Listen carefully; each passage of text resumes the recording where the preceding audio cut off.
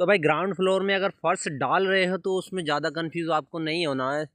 मैं लेकर आया हूँ आपके लिए एक और नया वीडियो जिसमें आपको डिटेल बाय डिटेल बताएंगे कि आपको पूरी जानकारी के साथ कि किस तरीके से यहाँ पर लेवल करने के साथ साथ उसको फर्श कैसे डाला जाता है, यानी सादा फर्श डालने का तरीका, और प्लस उसके अंदर जो आने वाला खर्च, और प्लस ये भी बताएंगे कि कितना एरिया में कितना खर्च आता है। तो बने रहिए मेरे साथ और देखिए पूरा वीडियो। जानकारी पूरा लेने के लिए वीडियो को स्किप मत करिए और पूरा वीडियो देखें। और चैनल पर नए हो तो चैनल को सपोर्ट कीजिए, सब्सक्राइब कीजिए, लाइक कमेंट कीजिए और बेल आइकन ज़रूर प्रेस कीजिए ताकि आने वाला नोटिफिकेशन आपके पास पहुंचता रहे। तो शुरू करते हैं। यहाँ पर सबसे पहले वीडियो में आपको ये दिखाने की कोशिश की गई है कि यहाँ पर चारों कोने में सबसे पहले क्या होता है कि लेवल का निशान लगाना बहुत ही ज़रूरी होता है, जिससे कि आपका जो ग्राउंड फ्लोर का ढाल होता है वो अच्छे से हो जाता है, कमरे का फर्श होता है वो भी अच्छे से हो जाता है। तो ये आपको ध्यान जरूर रखना है। उसके बाद स्टेप बाय स्टेप ये बताना है आपको कि यहाँ पर जो लेवल निशान लग जाते हैं वहाँ पर आपको चारों कोनों में ठिया बना देना है, जो कि बहुत ही अच्छा काम करेगा और आपका 1 इंच भी कहीं भी कोई भी फ़र्क नहीं आएगा और आपका पानी पूरा प्रॉपर तरीके से भी बाहर निकलेगा। और आप जितना उसमें लेवल के हिसाब से अगर ढाल नहीं करना चाहते वो भी हो जाता है, ढाल करना चाहते हैं तो वो भी हो जाता है। तो इसमें आपको क्या करना है कि आपको चारों कोनों में लेवल का निशान लगा देना है। लेवल के निशान से आपको नाप के पूरा ये देख लेना है कि किस साइड हमें ढाल करना है। तो ये तो आप जानते ही हो, खैर आपको ये बताने की ज़रूरत नहीं है। फिर आपको ये बताना था कि यहाँ पर आप देख रहे हैं ये जहाँ पर मसाला डाला जा रहा है इसके चारों तरफ जगह बची हुई है और बीच बीच में ठिया लगाया गया है। तो ये ठिया लगाया क्यों जाता है? तो ठिया लगाने के लिए ये वीडियो उन मिस्त्री के लिए है जो कि नए मिस्त्री हैं और क्या करते हैं कि अचानक से बस ऐसे ही मसाला फलाना शुरू कर देते हैं और बिना लेवल के ही लगाना स्टार्ट कर देते हैं। तो उसमें आपका ढाल भी ख़राब हो जाता है और आपका फर्श भी ख़राब हो जाता है, क्योंकि माल तो मालिक पूरा दे रहा है, आप मेहनत पूरी कर रहे हैं। तो उसमें क्या है कि आपको थोड़ा सा बस सिक्योर रहना ज़रूरी है। आपको अच्छी तरीके से उसको काम को लेकर चलना है ताकि आपका काम अच्छा हो और उसमें आपकी तारीफ़ भी हो। तो ये ज़रूरी है कि आपको लेवल के साथ साथ यहाँ पर ठिए लगा देना है। और ठिए लगाने का तरीका क्या होता है कि पहले आप लेवल करोगे, लेवल के चारों कोनों में ठिए लगाओगे, फिर उसके साथ साथ यहाँ पर चारों कोनों में सूत पकड़ के और 3 या 4 फीट जितनी बड़ी आपकी फंटी है, 5 फीट की अगर फंटी है तो 5 फीट के हिसाब से वहाँ पर आप एक एक ठिया लगा लें ताकि आपका जो ठिया होता है वो अच्छे से फंटी से टच हो जाए। तो उससे क्या होगा कि आपका जो ठिया होगा, ये बूंदा बोलते हैं बहुत सी जगह, तो उसको अच्छे से कवर कर लें। तो कवर करने से आपका जो जितना भी बना हुआ काम होगा तो उसमें जितना बूंदा लगा हुआ है उससे क्या होगा कि आपका डबक निकल जाती है। तो सूत से आपको पूरे कमरे के अंदर जितना भी लेवल किया गया है तो एक दूसरे कोने से कोना सूत पकड़िए और चारों तरफ से अपना ये ठिया लगा दीजिए, जिस तरीके से आप यहाँ पर देख रहे हैं ना। तो इस तरीके से आप ठिया लगाइए। तो ठिया लगाने से क्या होगा कि आपका डबक बाहर निकल जाएगा, क्योंकि सूत जो होता है ना वो बहुत ही अहम होता है, सूत से ठिया लगाना। तो उसके बाद आपको क्या करना है कि यहाँ पर ठिया छोड़कर उसके बीच बीच में मसाले को डाल देना है और मसाला थोड़ा सा ओवर डालना है। ओवर मसाला डालने से क्या होगा कि आपकी जो फंटी होगी, अगर सूत भी आप ढीला पकड़ते हो तो फंटी ऑटोमेटिकली बता देती है कि फंटी डाउन जा रही है या अप जा रही है, यानी ऊपर या नीचे फंटी अगर हो रही है, उसके अंदर अगर डबक है तो वो आपको तुरंत ही बता देती है कि फंटी में कहीं ना कहीं दिक्कत है या ठिए में दिक्कत है। तो ठिए लगाने से ये तो आपको पूरा प्रॉपर तरीके से पता लग जाएगा कि आप किस तरीके से यहाँ पर फंटी को चला रहे हैं। तो आप अगर फंटी ठिए से टच करते हैं तो आपको जो ठिया लगाना था वो बहुत ही स्पेशल तरीके से, यानी सूत को अच्छे तरीके से खींच कर लगाना है, ताकि फंटी अगर हम लगाते हैं तो उसमें क्या होता है कि टचिंग अच्छी चल जाती है। तो उसमें आपको यही करना है, सबसे पहले आपको लेवल निशान, फिर ठिया लगा देना है, फिर उसके बीच बीच में मसाला भर देना है। मसाला थोड़ा सा ओवर भरना है और मसाला भरने के बाद वहाँ पर आपको फंटी को देख लेना है, फंटी आपकी मुड़ी हुई तो नहीं है, फंटी आपकी कोई सी साइड ख़राब तो नहीं है। उससे क्या होगा, आपकी फंटी अगर ख़राब नहीं होगी तो फंटी ठीक तरीके से काम करेगी और फर्श भी अच्छा लगेगा। औज़ार जो होते हैं ना मिस्त्री राज जो होते हैं, ये बहुत ही ज़रूरी होते हैं, स्पेशल राज होते हैं और इनको अच्छा ही रखना पड़ता है, साफ़ सुथरा और अच्छा सीधा साधा रखें तो ही बेहतर है। तो वहाँ पर आपको क्या करना है कि आपको जिस तरीके से यहाँ पर देख रहे हैं ना, जो ठिया लगाया गया था उसके चारों तरफ मसाला डाला गया था, तो ठिया छोड़कर ही मसाला डाला गया था। तो वहाँ पर दीवार के नीचे नीचे आप देख सकते हैं कि फंटी को इकसार करके लगा दिया गया है, जो उसके अंदर डबक थी वो निकाल दी गई हैं। तो उससे क्या हुआ कि आपकी जो फंटी लगी है उसने सारा प्रॉपर तरीके से डबक को निकाल दिया है। उसके बाद जो आप बेस सेंटर में देख रहे हैं, ये भी आपको ठीक से दीवार की तरफ जो डाला गया मसाला है उसी की तरह यहाँ पर बेस सेंटर में भी आपको इसी तरह निकाल देना है। अगर आपके ग्राउंड फ्लोर में 4 5 6 जगह भी अगर ये ठिये लगे हैं, यानी कि 5 5 फीट की या 4 4 फीट की दूरी पर जितने भी आपने लगाए हैं, तो स्टेप बाय स्टेप आपको यही करना है। सबसे पहले ठिया छोड़कर ही मसाला आपको डालना है, और जिस तरह दीवार के नीचे नीचे मसाले को इकसार किया गया है फंटी की मदद से, इसी तरह पूरे कमरे का जितने भी ठिये लगाए गए हैं 20 सेंटर छोड़ के, यानी कि फंटी आप जिस तरह नेड़े रुख चलाते हैं वो छोड़कर ये जो ठिया लगा हुआ है इसके बीच बीच यहाँ पर आप मसाले को डालें और मसाला डालकर उसको अच्छे से कवर कीजिए। तो उससे क्या होगा कि आपका जो डबक होगा वो सेटिंग में आ जाएगा, और सारे ठियों को इसी तरह की से कंपलसरी कर लेना है, ये बहुत ही ज़रूरी होता है। तो इससे आपका फर्श बहुत ही अच्छा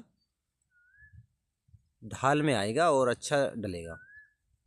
अब बात करते हैं यहाँ पर, जैसे कि फर्श डालते हैं तो उसमें कच्चा रोड़ा क्यों ज़रूरी होता है। तो कच्चा रोड़ा ज़रूरी होता है उसमें, अगर आप ईंटों के ऊपर इस तरीके से फर्श करते हैं तो वो ज़्यादा दिन नहीं चलता है, क्योंकि उसके अंदर कोई भी पकड़ ज़्यादा नहीं होती है। वो थोड़ा जिस तरीके से आप सूखी ईंट पर मसाला डाल देते हो, इस तरीके से ईंट का वेट तो ज़्यादा होता है, यानी छोटा आधा भी होता है तो उसका वेट ज़्यादा होता है। उस पर अगर पानी भी छिड़कते हैं तो काफ़ी देर में वो गीला होता है।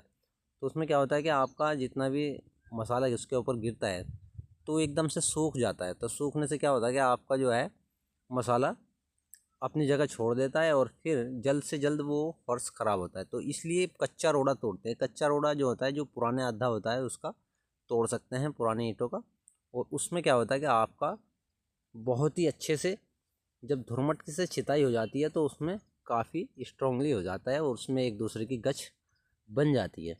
तो उससे क्या होगा कि आपका रोडों का जो है फेस बढ़िया बन जाएगा, और फेस बनने के साथ साथ यहाँ पर आप के रोडों के ऊपर जो मसाला डलता है वो अच्छे से पकड़ करेगा। तो मसाले के ऊपर जो आप बाद का काम करते हैं तो उससे पहले एक इन्फॉर्मेशन बहुत ही ज़रूरी है, क्योंकि क्या है कि आपका जो रोड़ा डलता है तो उसके ऊपर कितने यानी कितना मोटा मसाला डलना आपको बहुत ही ज़रूरी होता है।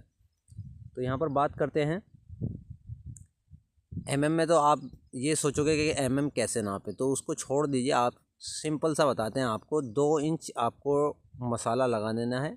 2 इंच से कम अगर आप मसाला डालते हो तो उसमें क्या होता है कि आपका जल्द ही फर्श थोड़ा कमज़ोर पड़ जाता है, उसमें टूटने का भी चांसेस रहते हैं। तो मैक्सिमम बस 1.5 इंच लास्ट होता है। 1.5 इंच से नीचे आप कभी भी फर्श का मसाला ना डालिए। और जिस तरीके से यहाँ पर फंटी को चलाया जा रहा है ना, इस तरीके को फंटी से आप इसको डबक निकाल सकते हैं, और यहाँ पर जितना भी ठिया लगाया है एक दूसरे से टच करके उसको इसी तरह से फाइनल करें।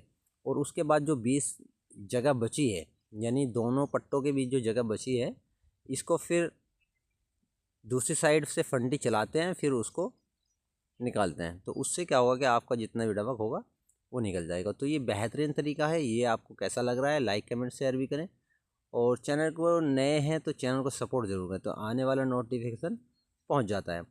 तो यहाँ पर बात करेंगे इस एरिए में कितना रोडी डैश सीमेंट लगने वाला है। तो यहाँ पर जितना भी आपका एरिया है इसको सबसे पहले आपको काउंट करना ज़रूरी होता है कि इस एरिए में कितना स्क्वायर फीट बना है। तो देखते हैं यहाँ पर कितना स्क्वायर फीट ये बना हुआ है। तो इस कमरे की बात करें तो ये कमरा जो जिसके अंदर फर्श डल रहा है, ये 10 बाई 15 का कमरा है, यानी कि 10 फीट चौड़ा है और 15 फीट ये लंबा है। तो टोटल स्क्वायर फीट 150 हो गया। 150 स्क्वायर फीट में आपका कितना मटेरियल आप इसके अंदर लगने वाला है, जो कि आपको बहुत ही अच्छे तरीके से समझना ज़रूरी होता है। और उसमें आपका खर्च का भी पता लग जाता है, और आपका ये लेवल जो होता है उसके हिसाब से आपको थोड़ा सा मिनिमम तरीके से बताऊंगा, जो मतलब आसान तरीके से। कुंटलों से बताऊंगा तो आपको, चलो दोनों तरीके से बता देते हैं कि कुंटल कितना लगेगा और यहाँ पर तांसले का जो हिसाब होता है वो कितना लगेगा, यानी जिस तगारी से आप डाल रहे हैं तो वो कितना कितना आपको यूज़ करना है, जिसमें ये फर्श आपका 150 स्क्वायर फीट पूरा हो जाए।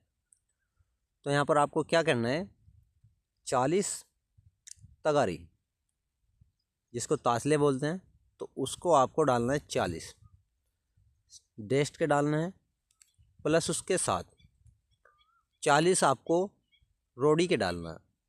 रोड़ी आपको डालना है 10 mm का, तो 10 mm का इसमें रोड़ी डालना है, वो भी आपको 40 ही डालना है। और डेस्ट जो होता है वो भी आपको 40 ही डालना है। अगर आपके पास मोटी रोड़ी है, ज़्यादा 20 mm की है, तो उसमें आपको थोड़ा सा रोड़ी कम कर देनी है, जिससे आपका फंटा अच्छे से चल जाए और उसमें फर्क में कोई दिक्कत करने में ना आए। तो उससे थोड़ा बहुत फ़र्क पड़ता है 1-2 तसले का, वो कोई दिक्कत नहीं है। आपको सही फंटा चलाने के लिए भी बहुत ही ज़रूरी होता है, क्योंकि फ़र्श में फिर हिरानी होती है, फिर उसके ऊपर गुटका लगाने में, फंटा फेरने में बहुत ज़्यादा दिक्कत होती है। तो आपको 40-40 तगारी इसके अंदर डस्ट और इसमें डाल देना है रोड़ी, और प्लस इसके साथ अब बात करते हैं कि इसमें सीमेंट का यूज़ कितना होने वाला। तो सीमेंट की बात करें तो सीमेंट इसमें 4 बैग आपका सीमेंट उसके अंदर डलने वाला है, जो आपने माल नापा है। तो 4 बैग आपका जब सीमेंट डल जाएगा तो उससे क्या होगा, आपका अच्छे से मिक्स करा लेना है। बहुत ज़रूरी होता है कि उसको, अगर आपके पास मिक्सर मशीन है तो मिक्सर मशीन से भी आप मिक्स करा सकते हैं। उसके बाद अगर मिक्सर मशीन आपके पास नहीं है, सुविधा नहीं है, तो आपको 3 बार उसको अल्टी पल्टी लगा देना है, यानी 3 बार उसको कटा देना है। उससे क्या होगा, आपका जो 3 बार कटेगा तो बहुत ही अच्छे से वो वर्क करेगा, और उसमें जो थिकनेस आएगी वो बहुत ही मज़बूत हो जाएगा, और उसको अच्छे से सीमेंट भी मिक्सिंग हो जाएगा। तो जैसे कि मैंने अभी बताया था कि आपको फंटा किस तरीके से चलाना है, तो 2 साइड में तो पट्टे बन गए थे, प्लस जो बाकी साइड में उसी तरह पट्टे बनाने हैं। उसके साथ 20 सेंटर ये इसी तरीके से भरना है, जिस तरीके से यहाँ पर आप देख रहे हैं। तो इस तरीके से आपको इसको भरना है, और फंटा इस तरीके से चलाना है जिस तरीके से यहाँ पर मिस्त्री चला रहा है। तो इस तरीके से क्या होगा कि दोनों तरफ के पट्टे बनने के साथ साथ जो बीच का जो गहर होता है वो इस तरीके से फंटा चलाने के बाद वो आपका निकल जाता है। आपका फंटा बहुत ही स्मूथली चलता है और बहुत ही आसान तरीके से ये फर्श डल जाता है। बात करें तो इसकी जो सीमेंट मैंने बताया कि आपको सीमेंट 4 बैग डालने हैं, 40 तगारी डेस्ट और 40 तगारी रोडी जो डालनी है इसमें। तो उसके साथ अब बात करते हैं कि इसके अंदर जो पानी यूज़ करना होता है वो पानी यूज़ कितना करना होता है। तो एक बैग में आपको 25 kg पानी कम से कम यूज़ करना है। अगर डेस्ट गीला है तो आप 22-23 लीटर भी यूज़ कर सकते हैं। अगर इससे ज़्यादा यूज़ करते हो तो उसमें क्या होता है कि आपका थोड़ा फ़र्श आने में भी ज़्यादा टाइम लगता है, यानी इसको हिंदी भाषा में बोलते हैं बताओ आना, यानी इसको फ़र्श करने में बहुत ज़्यादा टाइम लगता है। तो ऐसा ही वीडियो देखने के लिए लाइक कमेंट सब्सक्राइब कीजिए।